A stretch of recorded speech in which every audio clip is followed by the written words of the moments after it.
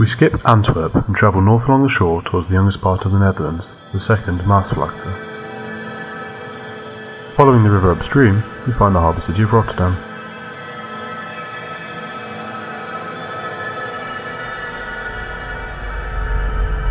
This is the location of our troubled building, the NIE.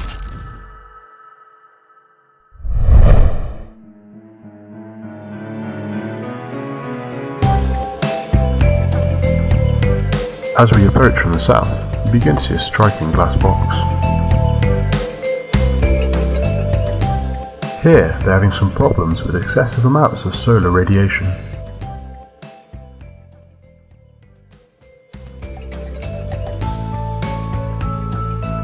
Let's take a quick look inside.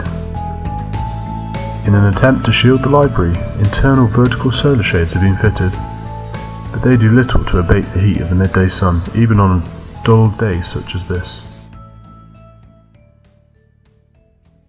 Why don't we take a closer look at the problem? This is what's happening.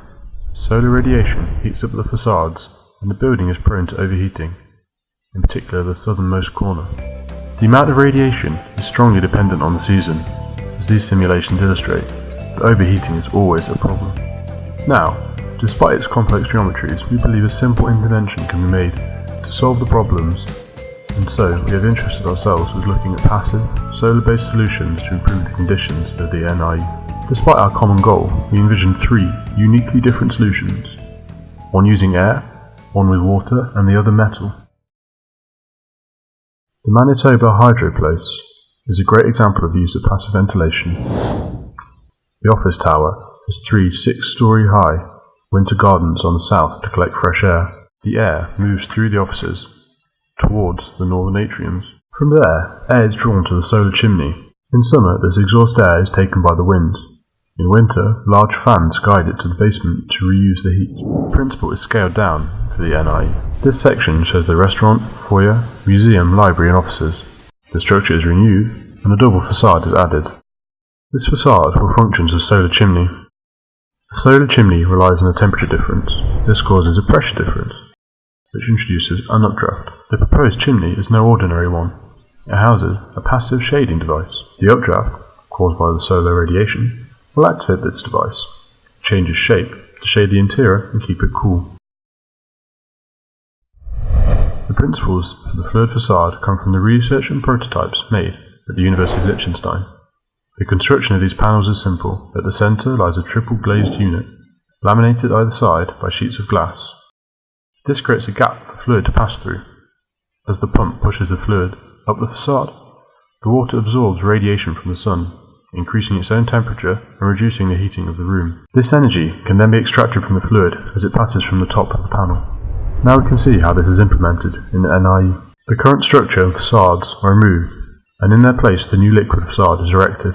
As water is heated, it can either be stored in an underground seasonal water store or used in the building as needed. In the colder months, this energy can then be harvested to bridge the gap of the seasons. As a reference project, the Investment Council headquarters in Abu Dhabi is a great example of a responsive sun shading system. This building has 2 shells attached to the outer skin of the facade, which function as solar-responsive dynamic shading screens. The sun shading shell is made of hexagonal geometries, which are constructed of a framework with sheets in between. One hexagon can take 3 positions depending on the outside weather. It can be totally closed, semi-closed, or open. The movement of the element closing and opening is controlled mechanically. The implementation of the redesign is done in a more passive way. The starting point was an opening with rhombus form. Each opening is controlled by a shape memory alloy. According to the different temperatures, the material can shrink or expand, and thus alter the size of the opening. Putting many of these together creates a sheet. This sheet of rhombus openings is put in a double skin facade and attached to the building.